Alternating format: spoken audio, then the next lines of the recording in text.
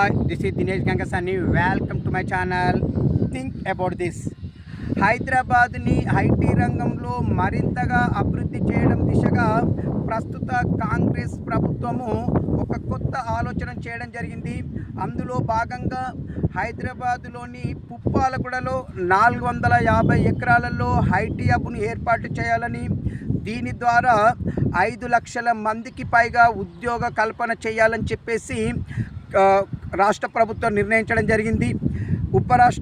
ఉప ముఖ్యమంత్రి బట్టి అధ్యక్షతన ఏర్పాటైనటువంటి కమిటీ దీనిపైన నిర్ణయం తీసుకోవడం జరిగింది. ఏది ఏమైనా పుప్పాలగూడలో ఏర్పాటు చేయబోయే ఐటీ హబ్ ద్వారా కొన్ని లక్షల మందికి ఉద్యోగావకాశాలు దొరకడంతో పాటు తెలంగాణ ఐటీ రంగంలో మరింతగా అభివృద్ధి చెందుతుందని నేను ఆశిస్తున్నాను.